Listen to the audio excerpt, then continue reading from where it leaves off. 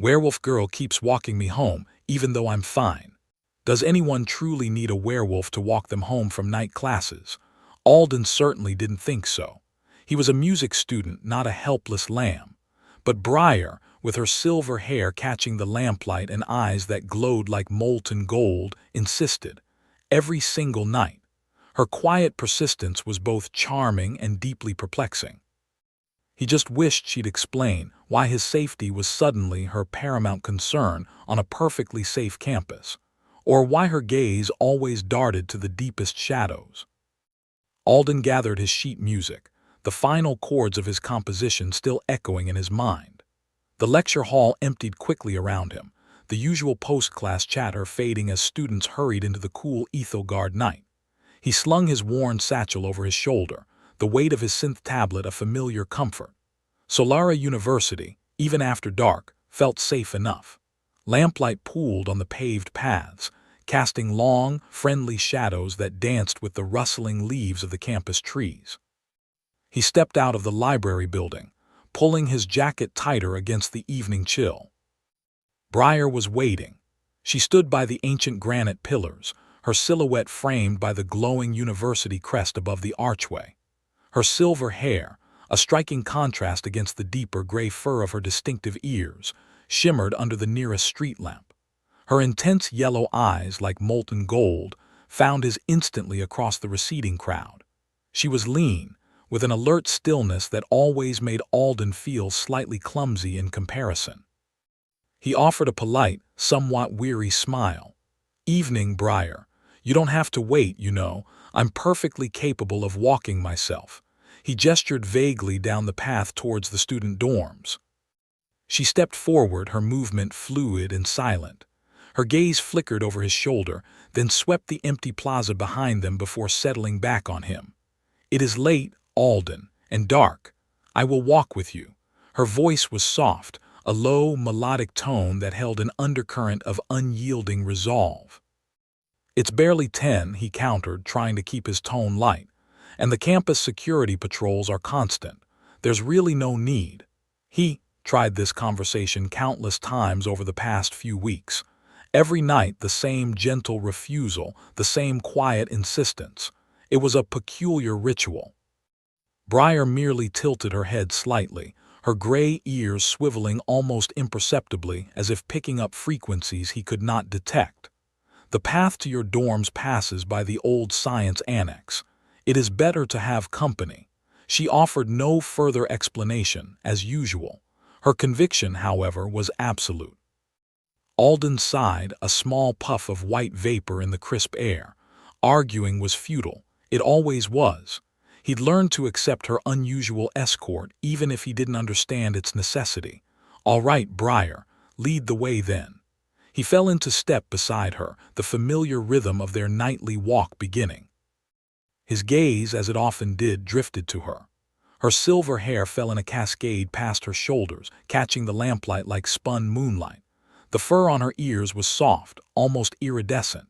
He wondered about her origins, her species. She was clearly not human, but the lycanthropes of Zalara were known for their reserved nature, their tendency to keep to themselves.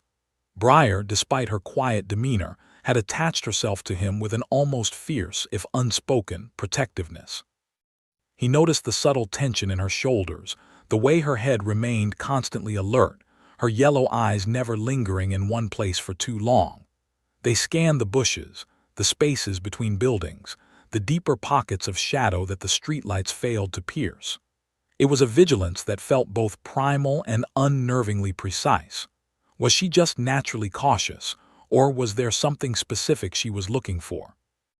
"Rough day in stellar cartography?" Alden asked, attempting to break the intense silence. He knew she was a science student, though he had never quite pinned down her specific field.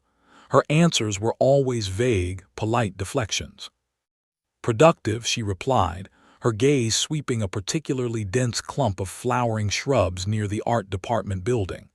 Her pace remained steady, but Alden noticed a fractional tightening around her eyes, a minute shift in her posture.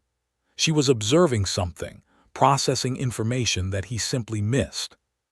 He followed her gaze, seeing only the familiar dark leaves and the occasional flash of a security drone's indicator light high above. Nothing seemed amiss. Yet Briar's attention held. He felt a small shiver, not from the cold, but from the unsettling certainty that she perceived something he could not.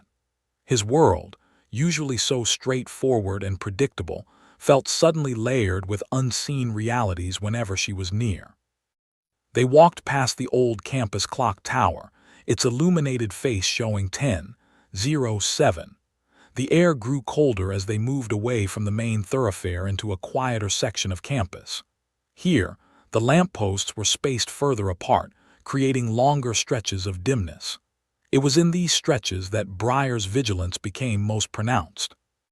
Her hand, without conscious thought, drifted closer to his arm, though she never actually touched him.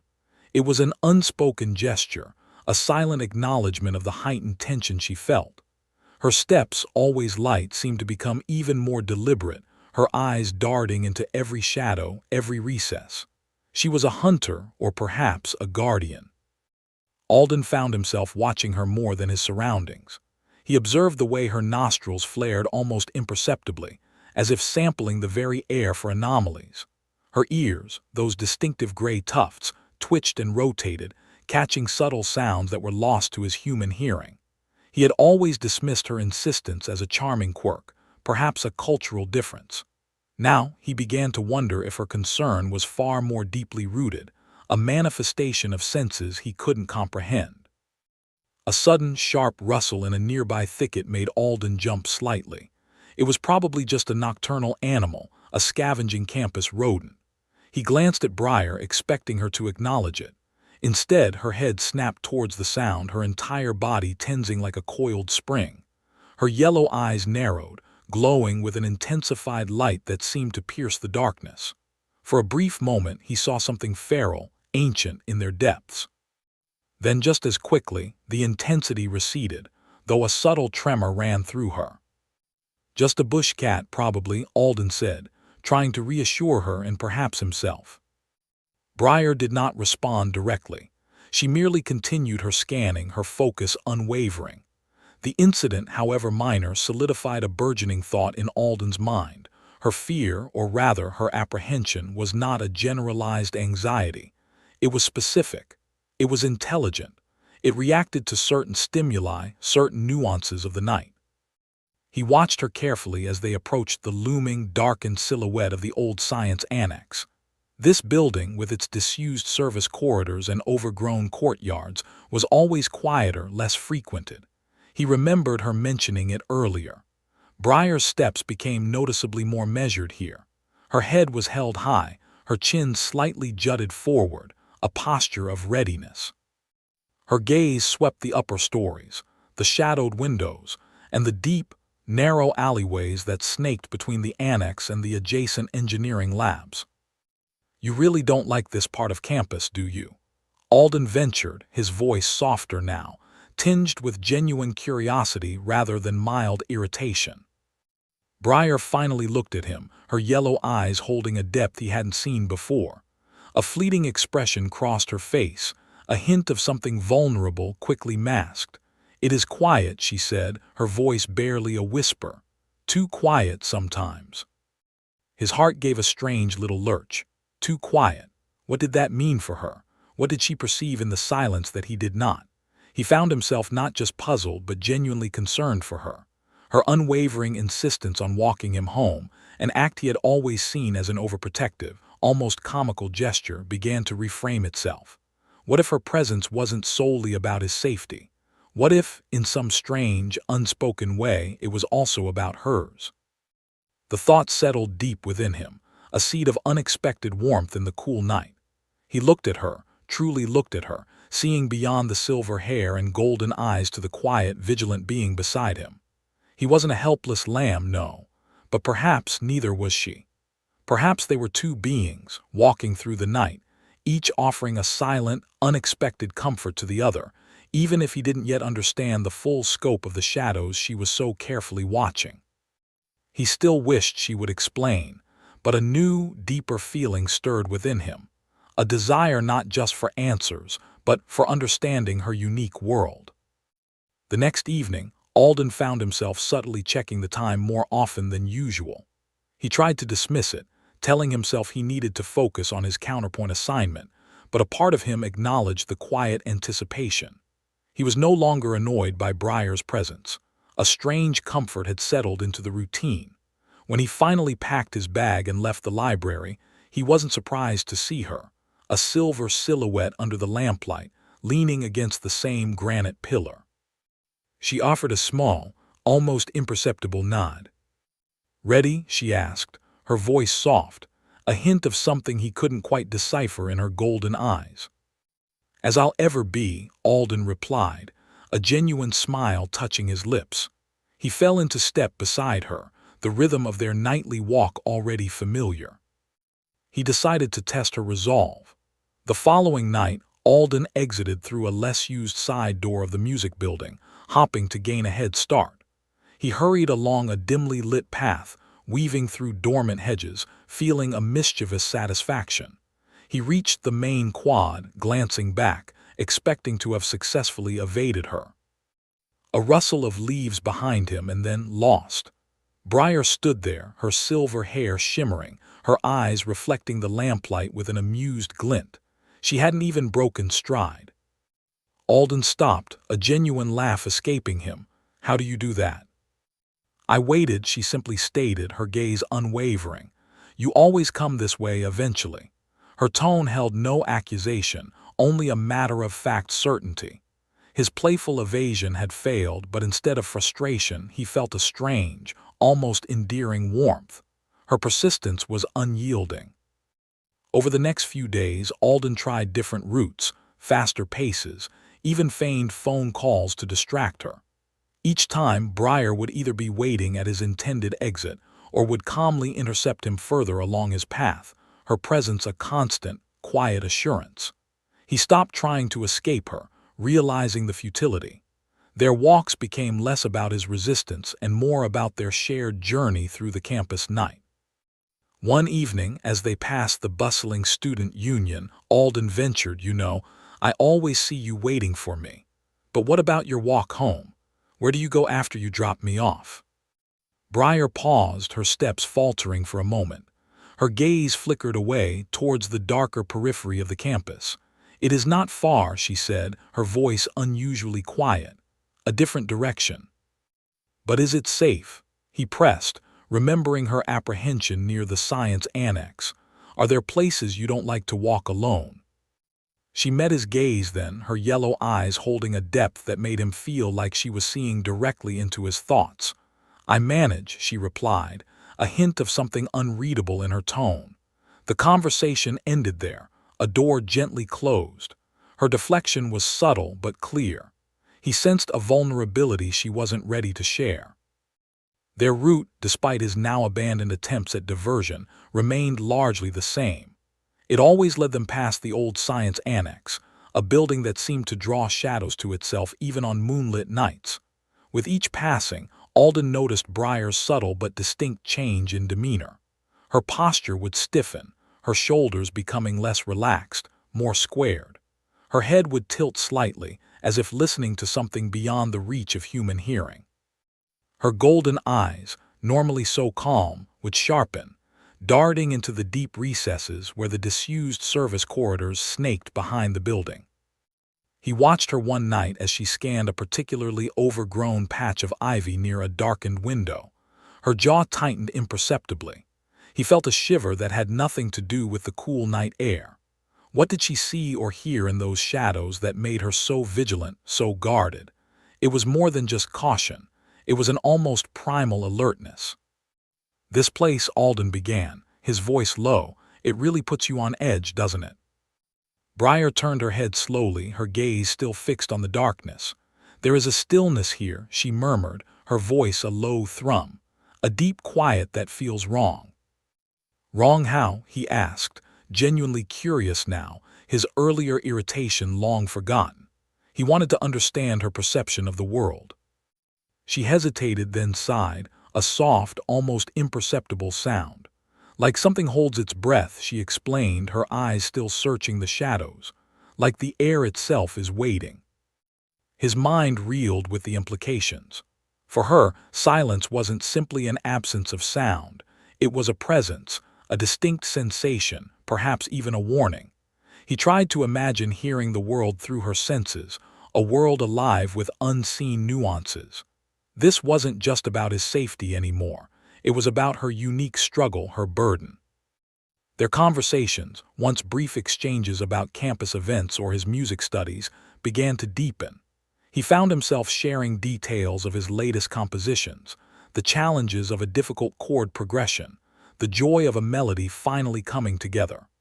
Breyer, in turn, would offer quiet, perceptive comments, sometimes about the subtle rhythm in his speech or the underlying emotion she sensed in his descriptions.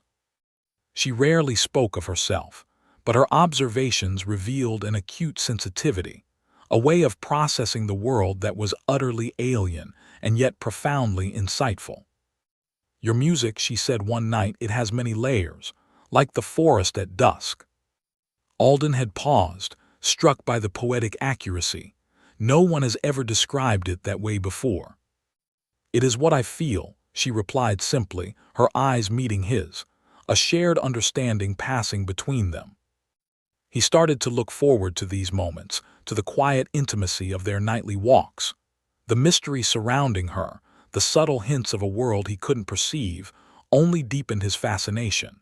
He found himself increasingly drawn to her strength, her quiet dignity, and the unspoken vulnerability that occasionally flickered in her golden eyes. He realized he wasn't just tolerating her presence, he was actively seeking it. Their connection was evolving, shifting from a perplexing escort service into something far more meaningful, built on shared space, unspoken understanding, and the growing weight of a secret she still carried close. One night, as they neared the old science annex, a place Breyer always regarded with particular intensity, Alden decided he could no longer hold back. The air around them felt heavy, not with humidity, but with Breyer's silent tension. Her silver hair, usually a smooth cascade, seemed to bristle almost imperceptibly at the tips of her ears. Her golden eyes darted into the deeper recesses of the campus grounds, past the reach of the lamplight, her gaze lingering on the shadows that clung to the old building's foundation. He felt her hand brush his as she instinctively tightened her stride, pulling him subtly closer without a word. "Breyer," he began, his voice softer than he intended, "why do you always seem so uneasy around this place?" He gestured vaguely towards the annex, its darkened windows like vacant eyes. "You've been walking me home for weeks now, and every time we pass here you change. It's like you're bracing for something." She stopped, turning to face him fully for the first time in their nightly ritual. The lamplight caught the delicate curve of her jaw, highlighting a tension he hadn't fully appreciated. Her eyes, usually so direct, now seemed to search his face, weighing his words, considering her response. A long moment passed, filled only by the distant sounds of the campus settling into slumber. He waited, his chest tightening with a quiet anticipation. He knew this was a pivotal moment, a chance for their burgeoning connection to either deepen or falter. He hoped for the former. "It is not just this place," she finally said, her voice a low murmur, barely audible above the rustle of leaves in a gentle breeze. "It is places like this, the shadows that cling too long, the silence that feels wrong." She hesitated again, her gaze dropping to the worn paving stones beneath their feet. "I have been walking you because I felt a need to. A duty." Alden felt a pang of disappointment. A duty? Was that all this was? He had hoped for something more, something that acknowledged the growing warmth between them. "A duty," he repeated, trying to keep his tone neutral. "To protect me from what exactly? A rogue squirrel?" He offered a small, hesitant smile, hopping to lighten the mood, but her expression remained grave. She looked up, her golden eyes meeting his, no longer evasive but filled with a raw, unexpected vulnerability. "No," she stated plainly, "to protect you from what I feel, what I perceive, and from what might perceive me." She took a shallow breath. "And perhaps, yes, because I am afraid to walk these specific paths alone." The admission hung in the cool night air, transforming the familiar campus pathway into something entirely new. Alden stared at her, the playful irritation he sometimes felt about her escort melting away, replaced by a sudden rush of understanding and concern. This was not the stoic, self-assured Briar he had come to know. This was Briar, exposed, admitting a fear he couldn't have imagined. "Afraid?" he asked, his voice now gentle, almost a whisper. "What are you afraid of, Briar? What do you sense?" Her gaze flickered towards the dark, overgrown path that snaked beneath the science annex, a path he had always considered a simple shortcut, never a source of dread. "Beneath the annex," she began, her voice gaining a fragile strength, "there are service corridors. Unlit, they run deep, and there is a coldness there, a feeling. It is not cold in the way of temperature, but something else, something that chills the core." She shuddered, a subtle tremor running through her frame. "Humans, you do not feel it. Your senses are not attuned to it. But for me, it is like a scream that only I can hear, a pressure that only I can feel." He tried to process her words, to grasp the abstract concept of a coldness that wasn't physical, a scream without sound. It sounded like something out of a myth, yet her sincerity, the genuine fear etched on her face, made it undeniably real. His mind raced, connecting her earlier comments about the silence holding its breath, about the air waiting, to this new, startling revelation. It wasn't just silence she perceived. It was an active absence, a void that spoke volumes to her unique biology. "And you feel this in other places too?" he asked, his heart aching with a sudden, profound empathy for her hidden struggle. "Not just here." "In other places that are neglected," she confirmed, her gaze sweeping over the older, less maintained parts of the campus, "where the light does not reach, where things linger unseen." She met his eyes again, a silent plea for understanding in their depths. "My senses are different. They perceive things that are not visible to you, energies, resonances, and some of them are profoundly disturbing to my kind." Alden felt a surge of protectiveness he hadn't known he possessed.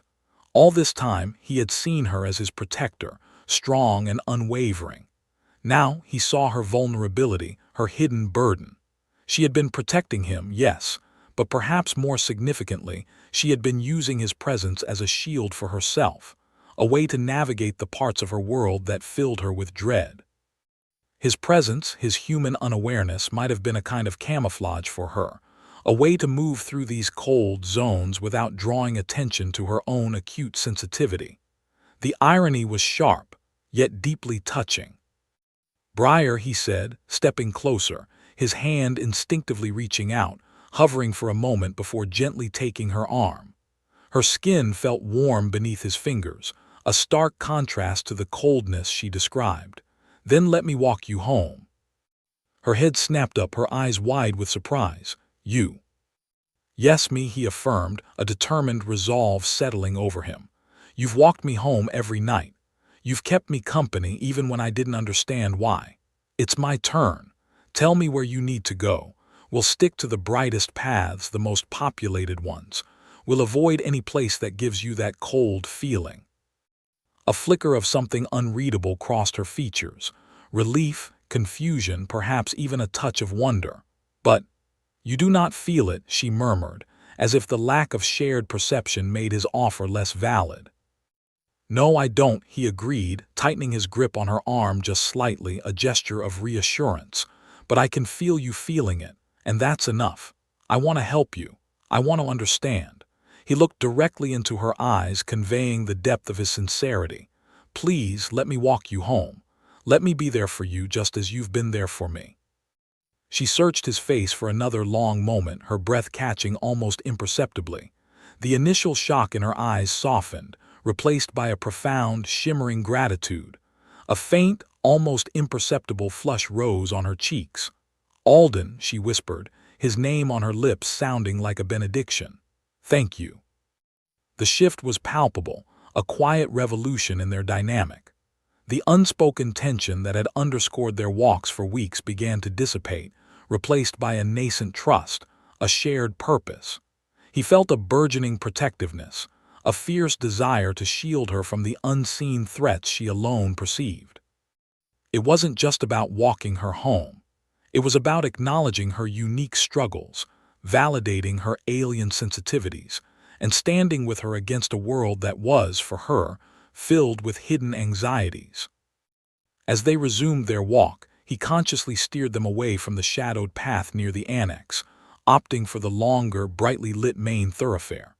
He asked her about the coldness again, pressing gently for more details, not out of skepticism, but out of a genuine desire to comprehend her world. She spoke of it as a subtle drain, a disquiet that settled deep in her bones, a feeling of being watched by something formless and malevolent. His questions were clumsy, his understanding incomplete, but she seemed to appreciate the effort, her responses growing less guarded, more open. He realized then that his initial dismissiveness, his quiet annoyance, had been born of ignorance. Briar wasn't just a mysterious girl who insisted on walking him home. She was a being of profound sensitivity, navigating a world that was both familiar and terrifyingly alien to her. And in her vulnerability, in her quiet admission of fear, she had opened a door to a deeper connection than he had ever anticipated. Their nightly ritual had transformed, shedding its perplexing facade to reveal a shared space of trust, mutual care, and the promise of a bond forged in understanding and unexpected alliance. The path ahead, illuminated by the campus lamps, no longer felt like a simple route, but a journey they would now take together, each protecting the other in ways neither had foreseen. Alden took the lead, his steps deliberate as he veered right, away from the shadowed alley that usually cut past the old science annex. Briar walked beside him, her posture noticeably more relaxed, the tension that had previously stiffened her shoulders now absent. The bright lamplight washed over them, reflecting faintly off her silver hair. "Is this better?" Alden asked, glancing at her. Briar nodded, a small, genuine smile gracing her lips. "Much. The light changes things. It cleanses the air somehow, makes the shadows less heavy." She spoke softly, her eyes still scanning but with less urgency, more observation. Alden considered her words. He imagined the campus through her perception, a place not just of academic pursuits but of unseen energies and discomforts.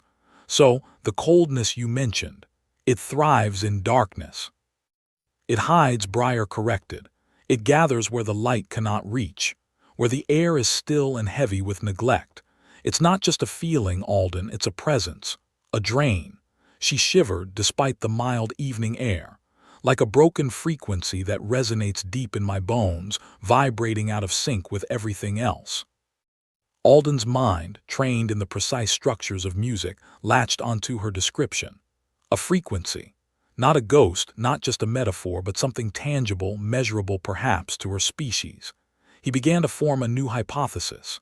Briar's sensitivities weren't supernatural. They were heightened, an extraordinary biological adaptation. His own ears could only perceive a limited range of sound, his eyes a narrow band of light. What if her sensory input was simply far broader, encompassing phenomena humans couldn't even register? "A broken frequency," Alden repeated, more to himself than to her. "Like a discordant note, but one you feel, not hear." "Exactly," she confirmed, her eyes widening slightly in surprise at his swift comprehension. "And some places, like the annex corridors, amplify it. The old materials, the way the air flows or doesn't flow, they trap it." Their conversation flowed easily as they continued on the brightly lit main thoroughfare. Alden asked about other things she perceived. "Do other places feel different to you, like the library or the music hall?" Briar brightened. "The music hall is wonderful. It vibrates with purpose, with creation. The air sings even when it's empty. And your compositions," she paused, looking at him with an intensity that made his cheeks warm, "they have a warmth, a complex structure that feels right, harmonious." Alden had never considered his music in such terms, as something that could be felt as much as heard, a physical presence in the air. He realized she wasn't just hearing the notes. She was experiencing the very fabric of the sound, its resonance and energy. "How do you mean, feel right?" he pressed, genuinely curious. The way the vibrations interlock, she explained, gesturing vaguely with her hand. Some sounds crash against each other, creating static. Yours merge, like currents flowing together, creating a stronger, clearer path. She paused, then added, "It's why you are so good. You understand the flow, even if you don't perceive the underlying energies like I do." Her words resonated with him, not just as a compliment, but as a profound insight into his own craft. He had always composed intuitively, but Breyer's explanation gave his intuition a tangible, almost scientific basis. It made him wonder what other hidden layers of reality existed, just beyond human perception. "So your senses," Alden began, choosing his words carefully, "they're not just better versions of ours. They're different, broader."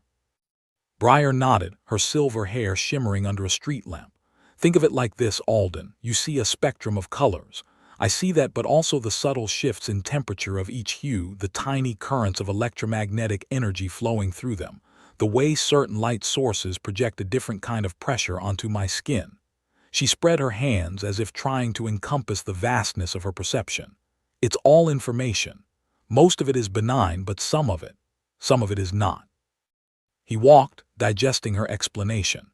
He had always seen her as an enigma, perhaps even a local legend given her appearance.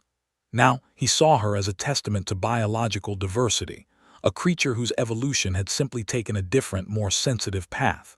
Her gray-furred ears, which he'd previously thought merely striking, were likely advanced auditory or even vibrational receptors.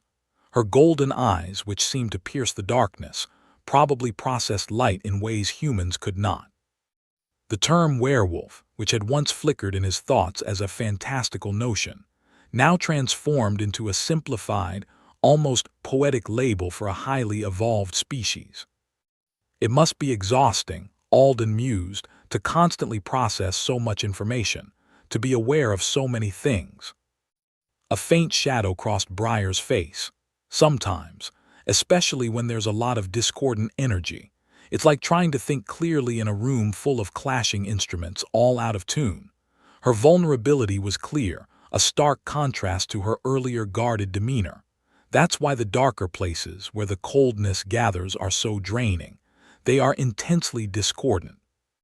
Alden felt a fresh wave of protectiveness. He realized her insistence on walking him home had been a blend of duty and self-preservation. His presence, perhaps, offered a shield, a human anchor in a world of overwhelming stimuli. Or perhaps she simply felt safer with a companion, any companion, who helped navigate the terrain. He understood now that his initial irritation had been a narrow-minded response, born of his own limited perception. He had judged her actions, without understanding the complex reality she inhabited. They passed the campus fountain, its gentle gurgle a soothing sound in the night. "Do you ever wish you didn't feel so much?" he asked, keeping his voice soft. Breyer considered his question, her gaze fixed on the shimmering water. "Sometimes, but then there are moments like this. The way the water feels, the soft glow of the lamps, the quiet hum of life around us, the way your music feels. Those moments are beautiful. They make the difficult parts worth it." She looked at him again, a warmth in her eyes that mirrored the lamplight. "And having someone who tries to understand, who doesn't just dismiss it as imagination, that makes it easier too." Her words settled deep within him, confirming the unspoken bond that had been steadily strengthening between them. It was a trust forged in vulnerability, a quiet acceptance of each other's unique existence. He no longer saw her as a mysterious girl providing an unwanted escort, but as a complex individual, navigating a world with senses far beyond his own, and yet sharing a common desire for safety and connection. "I want to understand," Alden affirmed, his voice earnest. "All of it, whatever you're willing to share." Breyer's smile returned, broader this time, a genuine expression of relief and warmth. "Thank you, Alden. That means more than you know." They walked in comfortable silence for a while, the rhythmic cadence of their steps a testament to their newfound synchronicity. The air felt lighter, the campus more welcoming. Alden found himself sharing details about his latest composition, a piece inspired by the subtle shifts of twilight. Briar listened intently, offering observations about the emotional currents she perceived in his melodies, describing how certain chord progressions made the air feel like a gentle embrace, while others created a sense of hopeful anticipation. Her unique insights enriched his own understanding of his art. Their nightly ritual had now fully transformed. It was no longer about a perplexing escort, but a shared journey of discovery and mutual support. Alden was learning to see the world through Briar's eyes, or rather, through her multitude of senses. And Briar, in turn, was finding a sanctuary in Alden's quiet strength and unwavering acceptance. The path to his dorm, then to her own, was no longer just a route on Ethelgard. It was a bridge between two vastly different ways of being, strengthened by understanding and a nascent, profound affection. They were no longer just walking. They were exploring together the intricate, unseen nuances of their shared reality. One night as they strolled along the main thoroughfare, the campus lights glowed with their usual steady rhythm, painting the granite paths in soft amber. Alden was recounting a particularly challenging counterpoint exercise, Briar listening with an intensity that always flattered him. Her silver hair, usually so smooth, seemed to catch the light with an almost ethereal shimmer. Her golden eyes held his, mirroring his quiet contentment. They approached the intersection near the old administration building, a section usually well lit and bustling even at this late hour. Suddenly, without warning, the world around them flickered. Not a gradual dimming, but an abrupt, violent stutter of electricity. The streetlights overhead, the illuminated signs of nearby dormitories, even the distant glow from the library windows all pulsed once, then died. A vast section of their route, stretching ahead and behind them, plunged into a sudden, absolute darkness. The silence that followed was heavy, swallowing the distant sounds of the campus. Alden stumbled, momentarily disoriented by the abrupt loss of light, his eyes struggling to adjust. Before he could even register the sudden change, Briar's reaction was immediate and terrifyingly visceral. A choked gasp tore from her throat, raw and animalistic. She seized his arm with a grip that momentarily crushed his bicep, her fingers digging deep into his sleeve. A low, guttural growl, unlike anything Alden had ever heard from her, rumbled from her chest. He felt a distinct shift in her, a sudden tautness in her muscles, a tremor running through her entire frame. Her silver hair seemed to stand on end, not just with static but with an internal energy. Alden glanced down, and even in the near-total dark he could discern the fine, soft fur along her forearms which he had always thought were just very fine hairs, now bristling visibly thicker and more pronounced. Her eyes, usually a warm molten gold, flared with an intense, almost blinding luminescence, cutting through the shadows like twin beacons of pure, raw fear. They were wide, unfocused, darting frantically into the oppressive dark. "Briar," Alden whispered, his voice laced with concern, trying to steady her. She was trembling uncontrollably, her breath coming in ragged, shallow gasps. Her grip on him tightened further, her claws, he realized with a jolt, were just barely piercing the fabric of his jacket. Her entire posture was one of primal terror, a creature caught in a snare. She pulled him closer, pressing her face against his shoulder, her body convulsing with silent shudders. "It's here," she rasped, her voice thin and strained, barely audible above her own shuddering breaths. The coldness, but stronger, so much stronger. Alden felt a prickle of unease crawl up his own spine, not from the darkness itself, but from the sheer, profound terror emanating from Briar. This was beyond anything he had witnessed before. Her previous apprehension near the science annex had been a quiet vigilance, a guarded discomfort. This was outright panic, a total surrender to an overwhelming dread. "What is here, Briar?" he asked, his voice low and steady, trying to project a calm he didn't entirely feel. He placed his free hand on her back, rubbing gently, trying to offer comfort amidst her distress.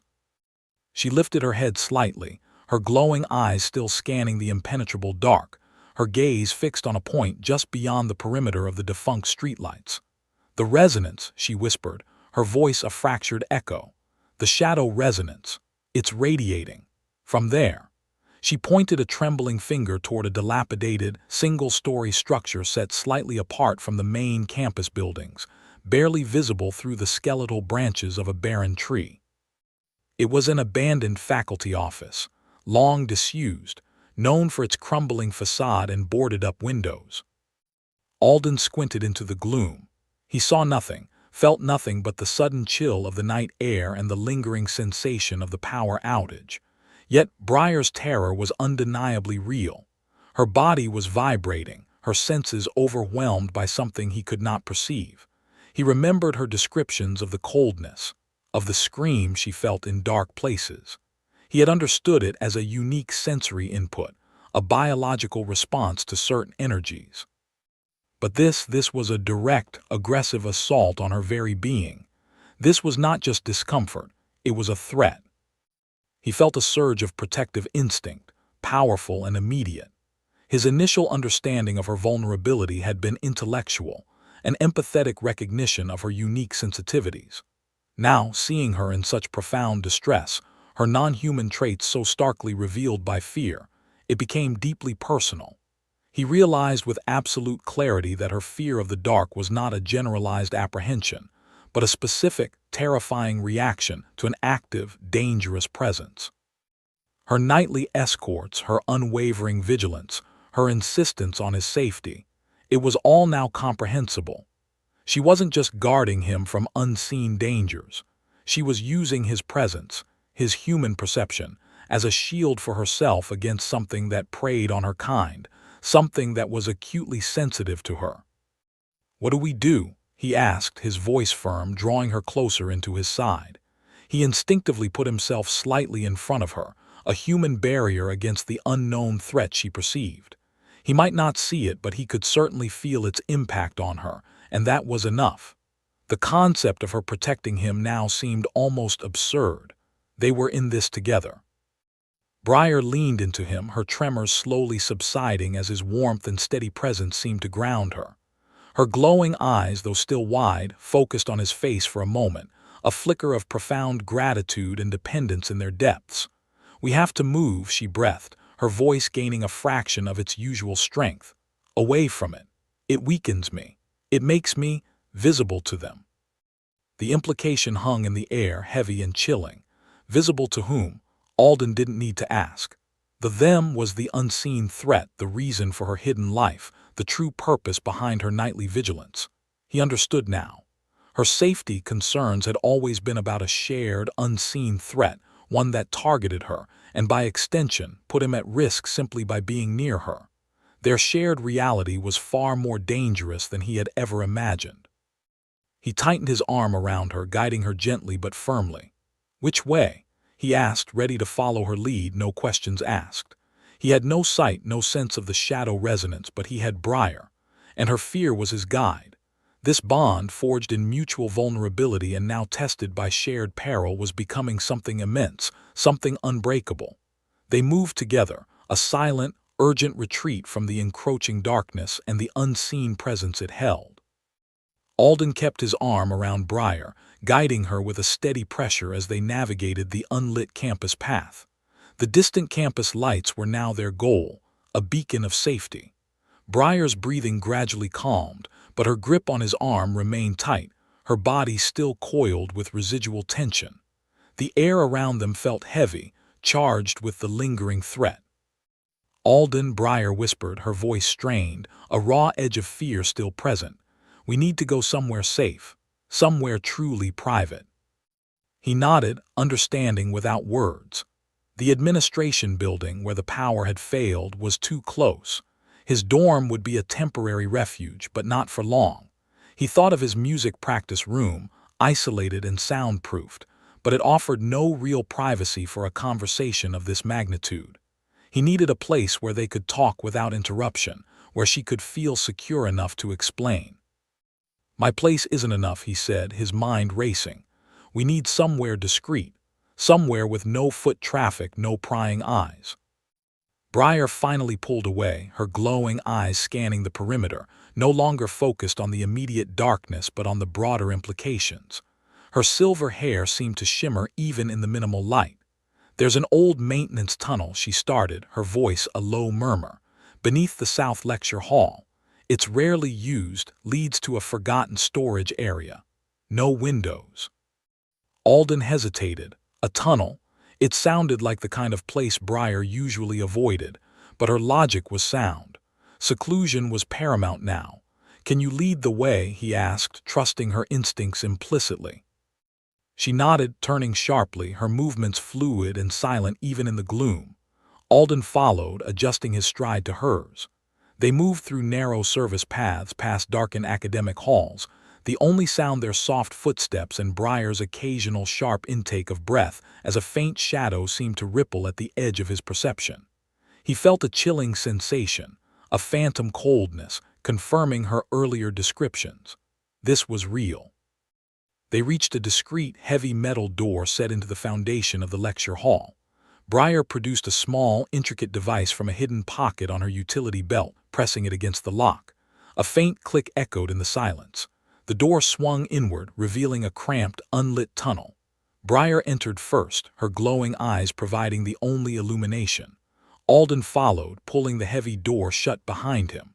The darkness inside was absolute, but it felt different, less menacing. This was a contained darkness, not the encroaching void they had fled. "This is it," Briar said, her voice softer now. She moved deeper into the tunnel, her light illuminating a small, dusty alcove with a rusted workbench and a few discarded crates. She sat on one of the crates, her hands clasped tightly in her lap. Alden sat opposite her on another, his gaze unwavering. "Alden," she began, her voice barely above a whisper, "what you witnessed tonight, it's only a small part of a much larger truth. I am not from Ethelgard." He waited, his heart pounding, but his face remained calm. He had suspected as much, though the confirmation still hit him with impact. Her unique senses, her physical traits, her deep-seated fear of something unseen, it all made sense now. "I am a lycanthrope," she continued, her eyes searching his for any sign of fear or revulsion. "From a planet called Zalara. My people, we are refugees here, scattered across many worlds, hiding." "Refugees?" Alden asked, the word echoing softly in the enclosed space. "From what?"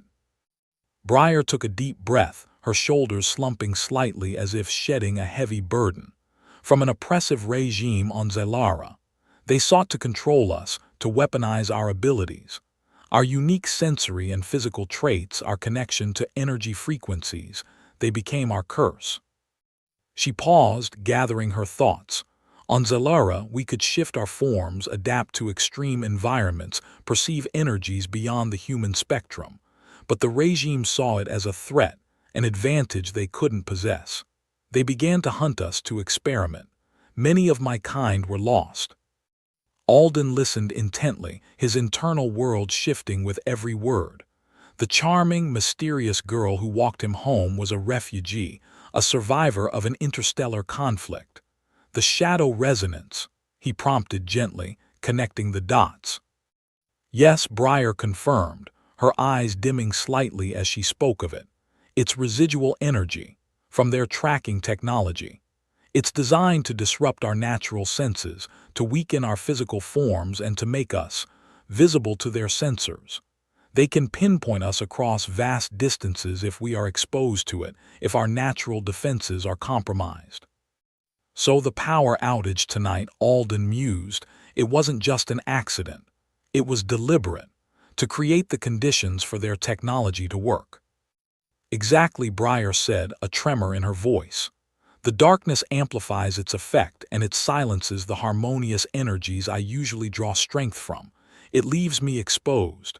The abandoned building, it must have housed one of their emitters, lying dormant until activated. They're here, Alden, on Ethelgard, and they're looking for me." A cold dread settled in Alden's stomach, but it was quickly overshadowed by a fierce surge of determination. His companion, the one who had quietly protected him, was in grave danger. He reached out, taking her hand. Her skin was cool, but her grip was strong. "You're not alone in this, Briar," he said, his voice firm, unwavering. I don't care where you're from or what you are. You're here now and I will help you." A flicker of surprise, then profound relief, crossed Briar's face. "Alden," she breathed, her glowing eyes softening. "You don't understand the risks. They are relentless. If they find me, they will find you too, simply for being near me." "Then we face it together," he insisted, squeezing her hand. "You've been protecting me, even when I didn't understand why.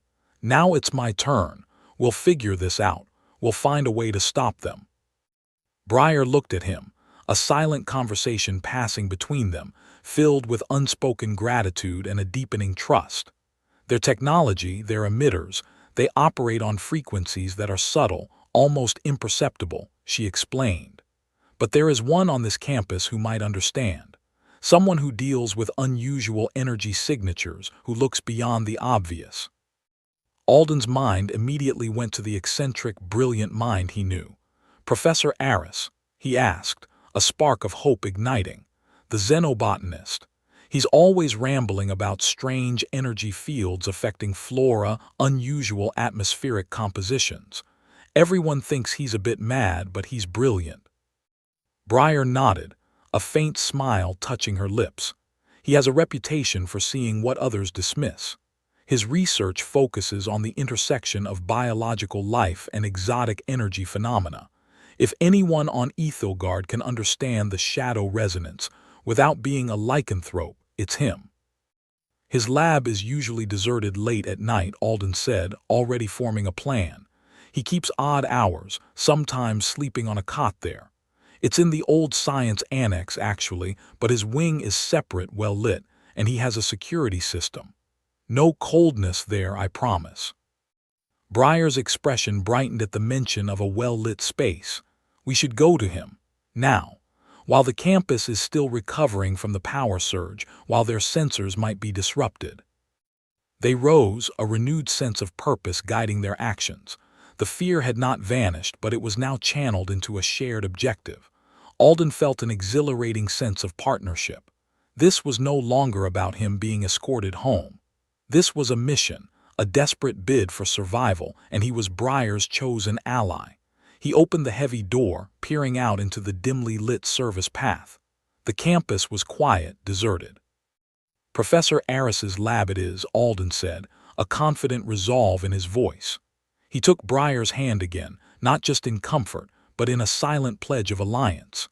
They stepped out of the hidden tunnel, moving with a quiet urgency towards the distant, brightly lit windows of the xenobotanist's laboratory. Their path was set, their alliance forged in the crucible of fear and revelation. Alden and Briar moved swiftly through the quiet campus. The distant glow of Professor Aris's lab windows beckoned them, a beacon in the lingering uncertainty. Alden squeezed Briar's hand, a silent reassurance. He felt the rapid beat of her pulse, the tremor that still ran through her. They reached the old science annex, a sprawling building with several wings. Aris's lab was in the newest section, brightly lit and humming with the low thrum of scientific equipment. Alden used his student ID to access the main entrance, then navigated the familiar corridors. The air here was clean, devoid of the coldness Briar had described. Professor Aris looked up from a holographic display of a shimmering, bioluminescent plant. His spectacles were perched on the end of his nose, and his graying hair stood in wild disarray. He was a man of indeterminate age, perpetually clad in a lab coat stained with various, unidentifiable substances. His eyes, though often distracted, held a profound curiosity. "Alden, my boy," and Briar he greeted, a surprised but welcoming smile spreading across his face. "What brings you two to my humble sanctuary at this hour? Not another impromptu concert, I hope." Alden stepped forward, a serious expression on his face. "Professor, we need your help. It's urgent. It concerns strange energy signatures, the kind you often talk about." Briar stepped closer, her gaze fixed on Aris. "Professor, the power outage on campus," she began, her voice low. "It activated something, a resonance. It makes me vulnerable. It's alien, a tracking technology from my homeworld." Aris's brow furrowed. He adjusted his spectacles, his eyes scanning Briar with a new intensity. Tracking technology, you say? From another world? My dear, you always were a fascinating study, but this is quite a claim. He motioned to two empty chairs beside a cluttered workbench. Sit. Explain everything. Alden quickly recounted the events of the evening, from the power outage to Briar's terror and her revelation about being a lycanthrope refugee from Zalara. He explained the shadow resonance as Briar described it, a non-physical coldness and scream. Eris listened intently, occasionally nodding. He pushed a few buttons on his console. A series of graphs and fluctuating waveforms appeared on the holographic display. For months, he murmured, I've been detecting unusual energy spikes, localized often around neglected areas of campus. I dismissed them as atmospheric anomalies, perhaps ground radiation interference. But the patterns, they were inconsistent with natural phenomena. He tapped a specific graph. This spike, for instance. It corresponds precisely with the campus-wide power fluctuation tonight. A massive surge of a previously unclassified, exotic energy signature. He turned to Briar. You described it as a coldness and a scream. Biologically, how does your species perceive this? It disorients us, Briar explained, her voice steady now. It weakens our natural cloaking, making us visible to their sensors. It's designed to track and incapacitate lycanthropes. Eris stroked his chin. Fascinating. A specific frequency or perhaps a complex energy field designed to interact with your unique biology. This is beyond my current research, but the implications are staggering. He looked at Alden. You said they're sensors. Who exactly are they? My pursuers, Briar said. The regime on Zalara. They want lycanthropes for experimentation, for control. Eris's expression hardened. Experimentation on sentient beings. This is intolerable. He paused, his gaze distant. There is something else. A new research group arrived on campus recently, highly secretive. They secured access to several old, abandoned labs in the annex, labs I've tried to get for years. Their leader is a Dr. Kale. Stern, uncommunicative. His official brief is advanced energy diagnostics, but they've been unusually guarded about their equipment. Alden felt a chill. Dr. Kale, I've seen him, always wearing a dark, heavy coat, even indoors. He moves with a strange urgency. His team arrived shortly after your anomalies began to intensify. Eris continued, connecting the dots. They have priority access to campus resources, bypassing standard protocols. I found it odd but didn't question it. Until now. Alden's mind raced. He knew the campus like the back of his hand. He had explored every nook and cranny, from the steam tunnels to the highest bell tower. I've seen their vehicles, unmarked but with a specific insignia. I also noticed unusual power conduits being run into the old faculty offices near the administration building, where the outage happened. Power conduits, Eris mused. That's highly irregular. What would they need such specialized conduits for in an abandoned office? To power something discrete, Briar interjected, her eyes narrowing. Emitters. Small, concealed devices that project the shadow resonance in localized areas. They would activate them during disruptions, hopping to flush me out. Alden nodded. That would explain why the campus lights flickered right when it happened. They might have overloaded the grid to create their disruption. Eris stood, packing his lab with renewed vigor. This is not just an academic curiosity. This is a clear and present danger. If they are deploying such technology on campus, it's a violation of interspecies agreements and fundamental ethical principles. We need to find these emitters, Alden said, a plan forming. Briar can sense them even if subtly.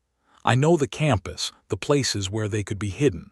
And you, Professor, you have the equipment to verify her perceptions. Briar looked at Alden, a flicker of admiration in her golden eyes. His quick thinking, his ability to synthesize information, was a powerful asset.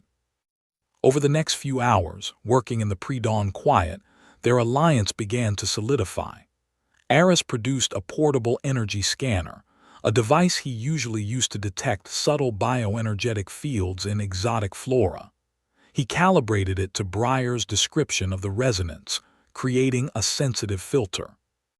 It won't detect the coldness directly, Aris explained, handing the device to Alden, but it will register any significant localized exotic energy output.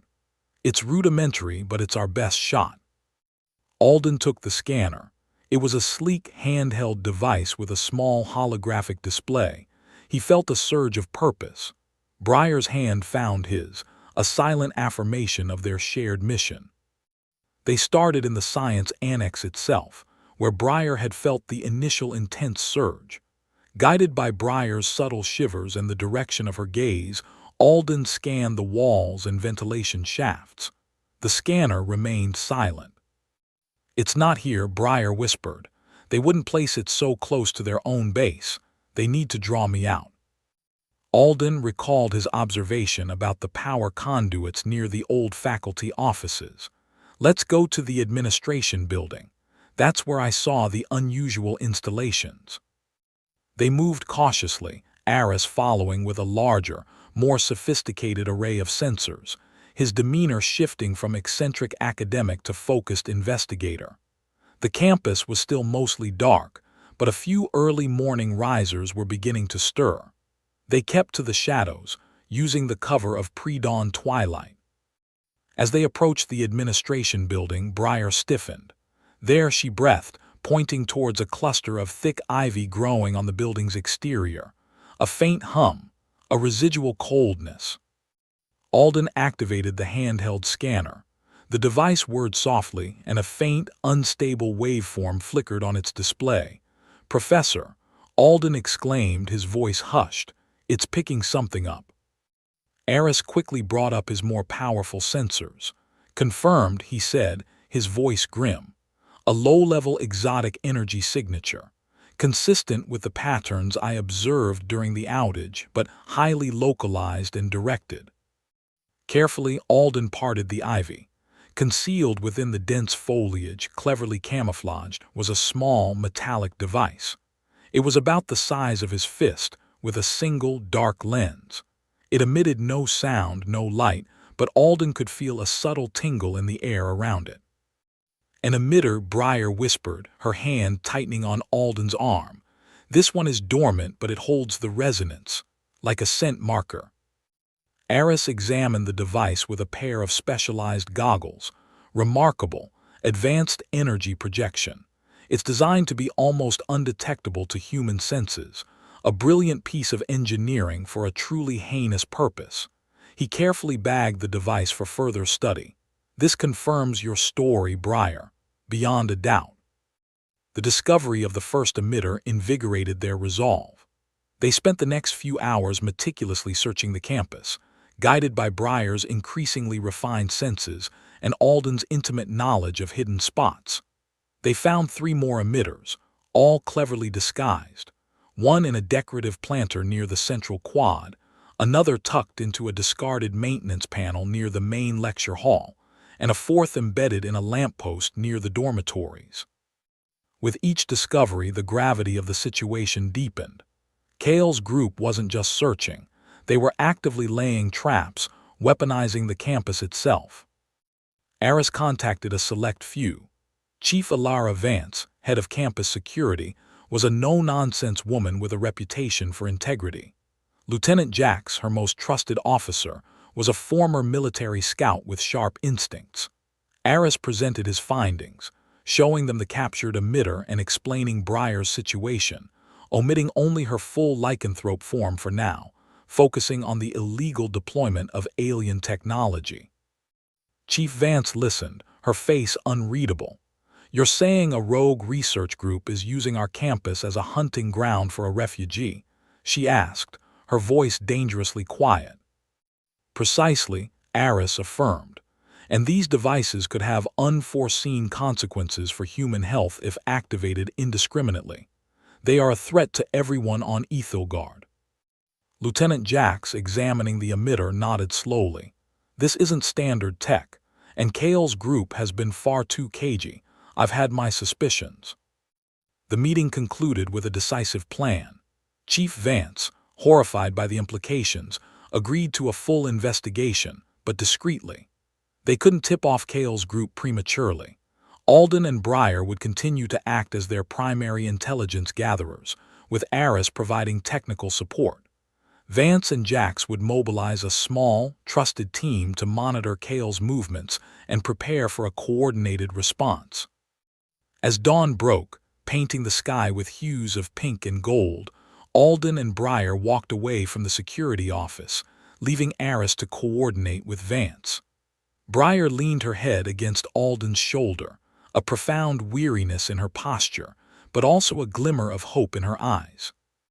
"We have allies now," Breyer whispered, her voice laced with relief. "Real allies." Alden wrapped his arm around her, pulling her close. "We're not alone in this, Breyer. Not anymore." He looked up at the rising sun, a new day dawning on Ethelgard and a new chapter for them both. The alliance was forged, their purpose clear. The fight had truly begun. The morning light offered little comfort. Cale's team moved with an almost predatory efficiency, their presence a new, palpable chill on Ethelgard. New emitters, smaller and harder to detect, had appeared overnight. Breyer's senses screamed warnings from every shadowed corner of Solara University. "They are actively searching now," Breyer whispered, her hand tightening on Alden's arm as they navigated a less traveled path behind the student union.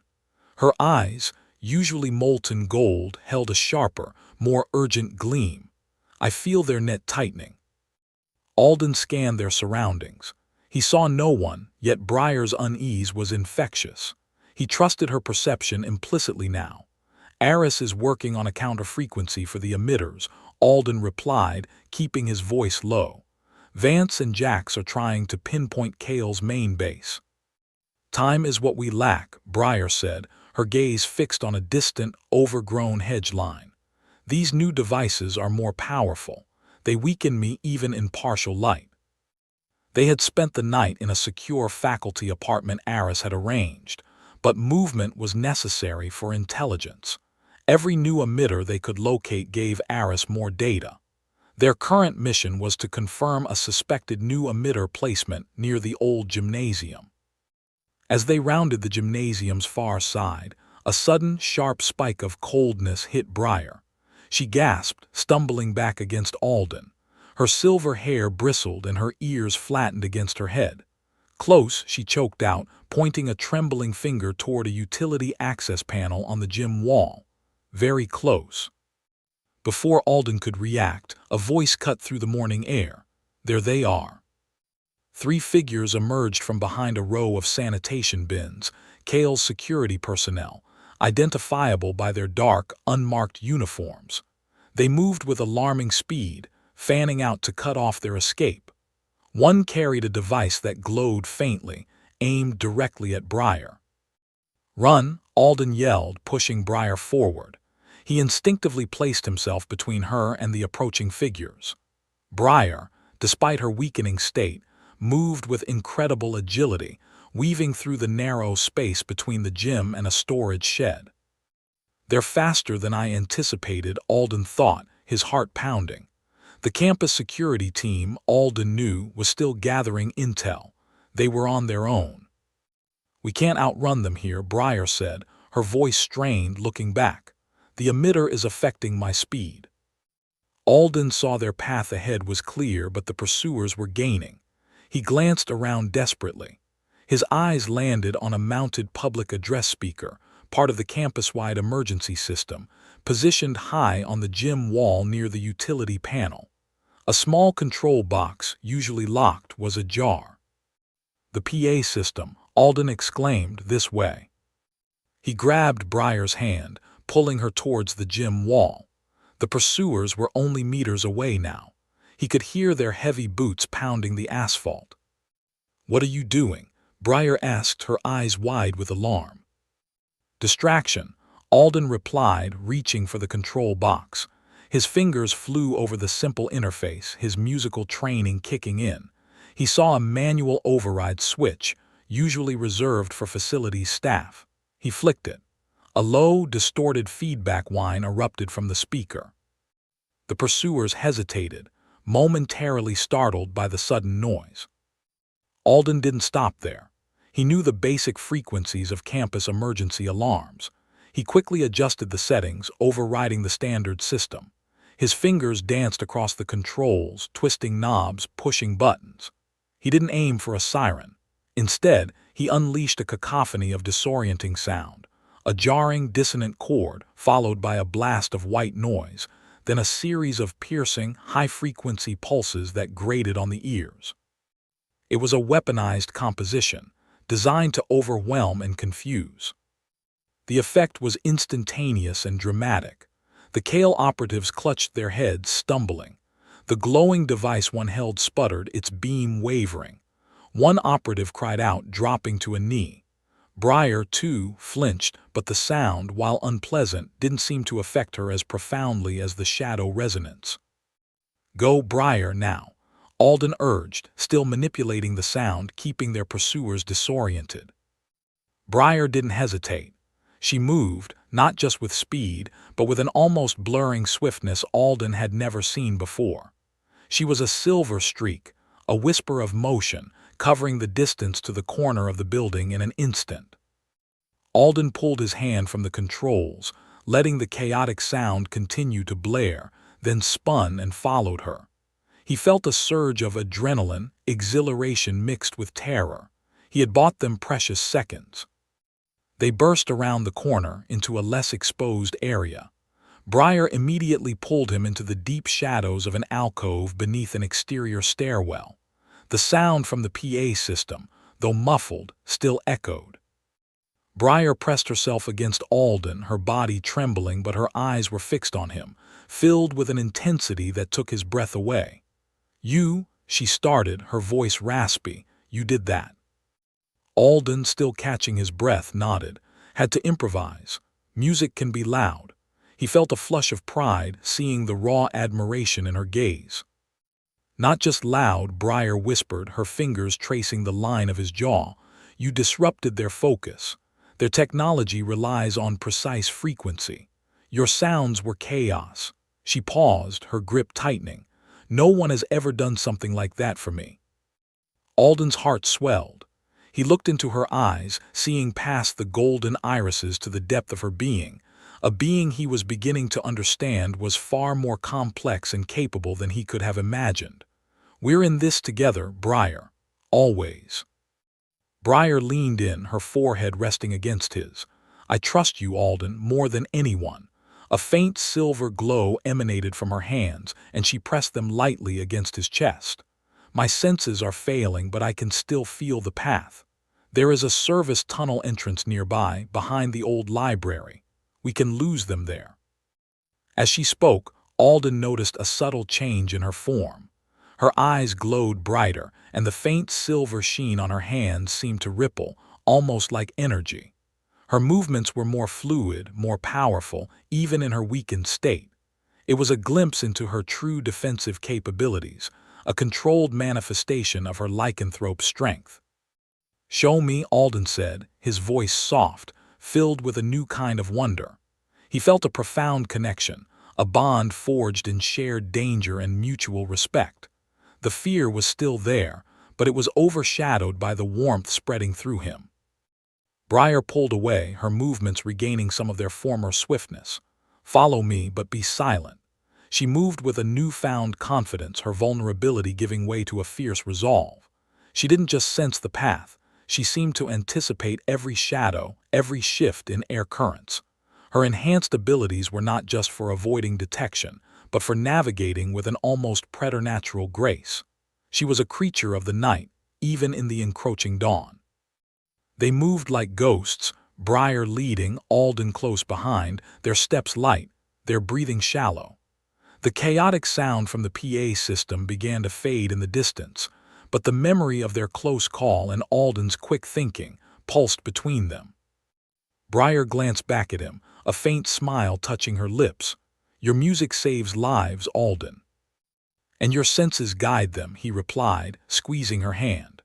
The romance between them was no longer a nascent spark, but a flame burning bright amidst the cold threat of Kale's pursuit.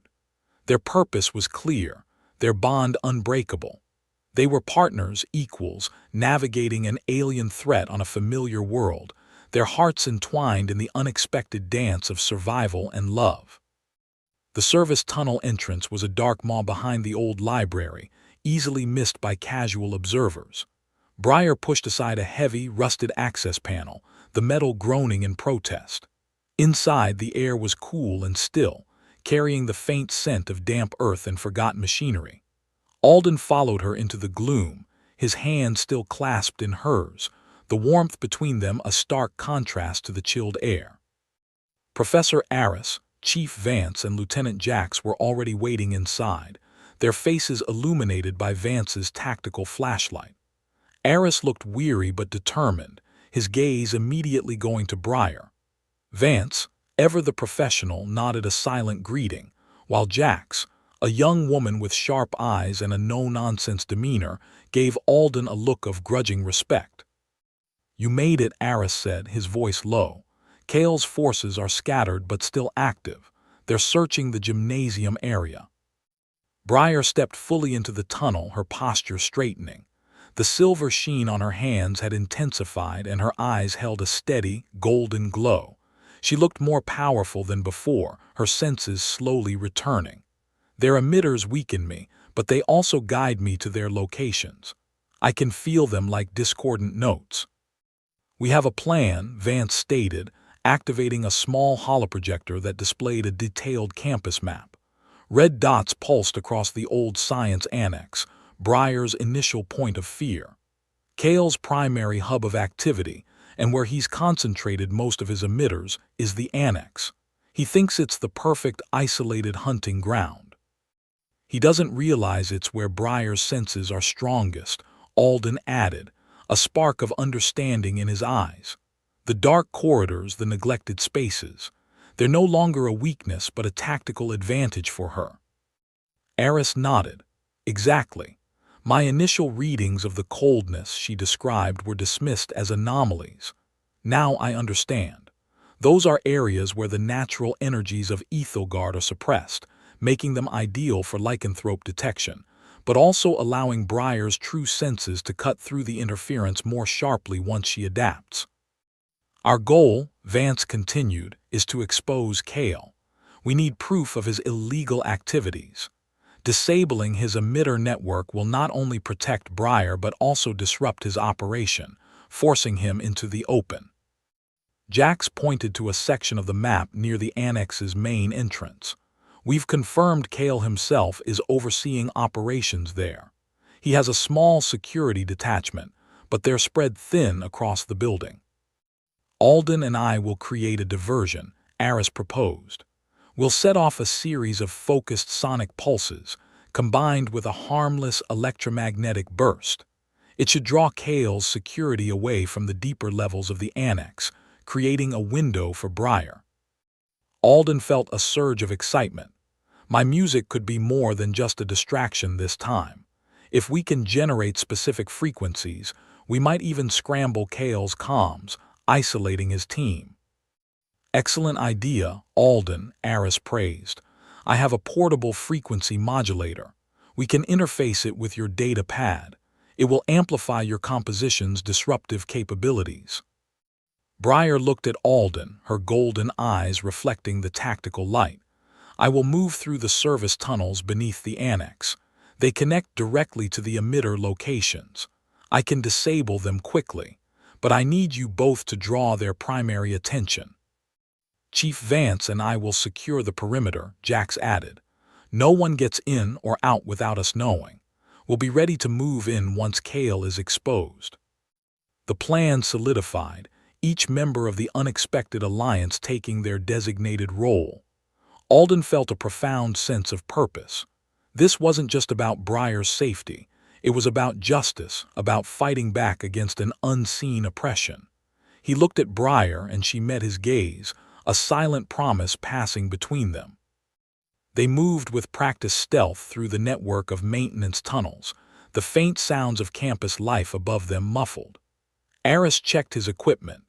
Alden uploaded new sonic sequences to his data pad, and Briar moved with a predator's grace, her senses already mapping the unseen world around them. As they neared their objective, the coldness Briar had described became palpable to Alden, a subtle drop in temperature, a prickling sensation on his skin. It was more pronounced here, a stark reminder of the threat. "We're directly beneath the main control room," Briar whispered, pointing to a great overhead. "Kale is there. I can feel his presence and the strongest emitter signal." Alden nodded. He took a deep breath, preparing himself. "All right, Aris, let's make some noise." Aris activated his device, a low hum filling the tunnel. Alden then tapped his data pad, unleashing a cacophony of carefully crafted, disorienting frequencies.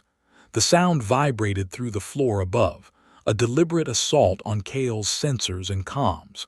Simultaneously, Aris's electromagnetic pulse flared, briefly scrambling nearby electronic systems.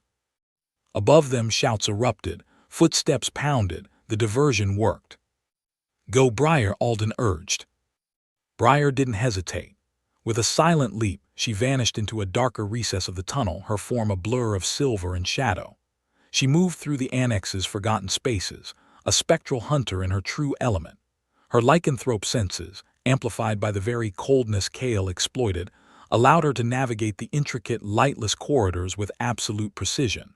She located each emitter, a small, humming device affixed to the grimy walls, and with a swift, powerful motion disabled them. Sparks flew, the devices going dark, the coldness in the air subtly receding with each one.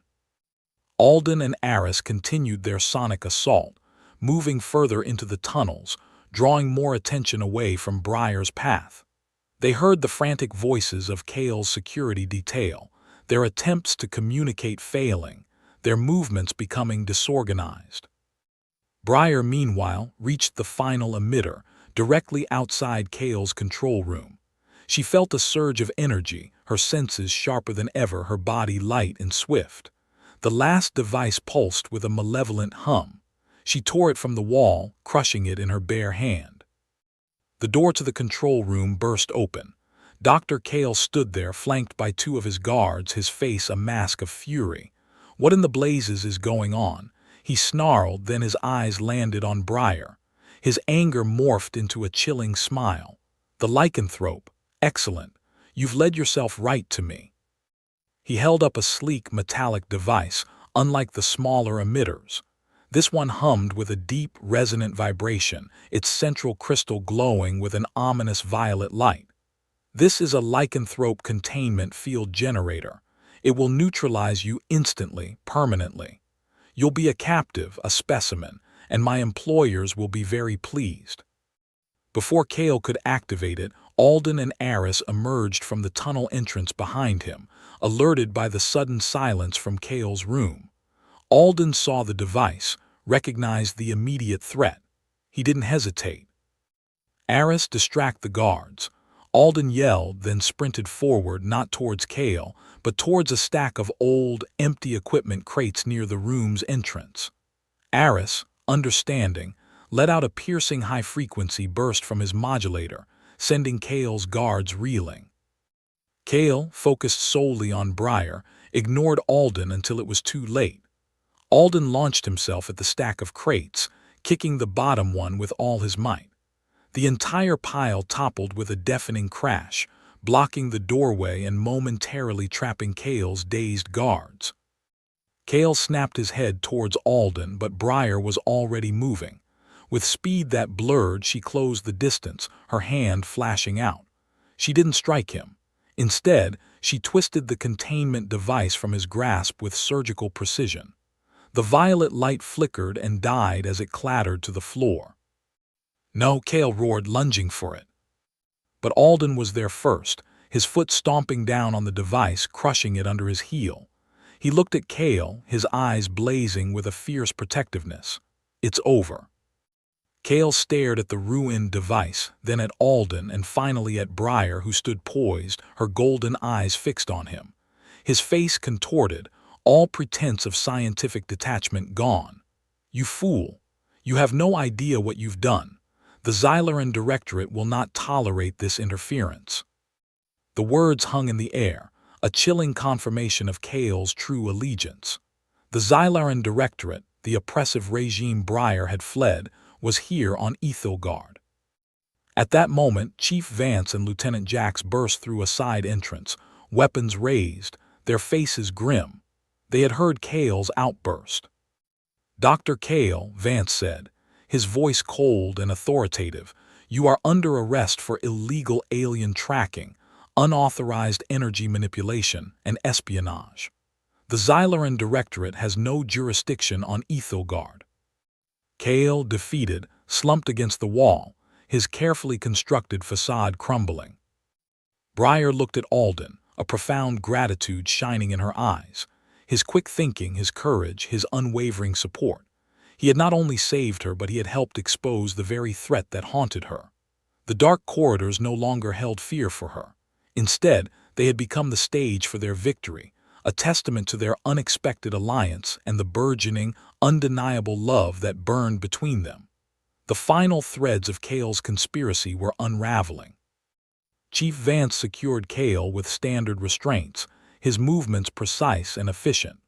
Lieutenant Jax moved to apprehend Kale's two dazed guards, their faces still slack from Alden's sonic diversion. Professor Aris stepped forward, his expression a mix of grim satisfaction and professional concern. "The evidence is conclusive, Kale," Aris stated, addressing the defeated scientist. "Your energy signatures, the unauthorized equipment, the Xyloran Directorate affiliation. This isn't just a campus breach. This is interstellar espionage." Kale remained silent, his gaze fixed on the crushed containment device, then on Briar. Her golden eyes held a steady, unwavering power. The fear that had once clouded her seemed to dissipate with each passing second of Kale's defeat. "We'll need statements from everyone," Vance said, looking at Alden and Briar. "But first, we need to secure this entire annex. Professor Aris, your expertise will be invaluable in locating and neutralizing any remaining emitters or dangerous energy sources."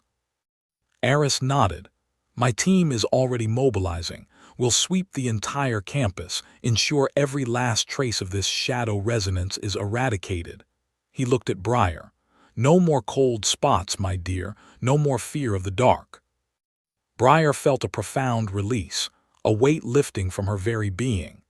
The constant subtle tension, the underlying hum of danger she had lived with, finally began to recede.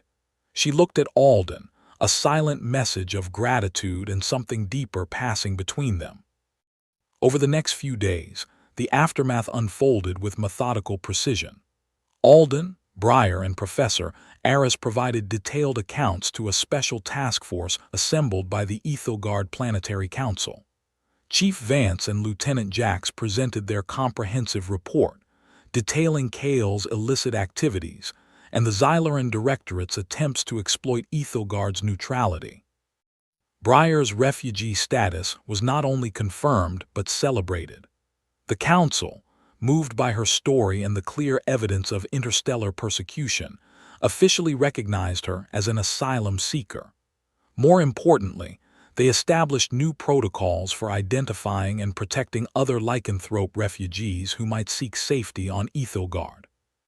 A designated department, spearheaded by Professor Aris's research, was created to monitor for similar incursions and to provide a safe haven for those fleeing oppression.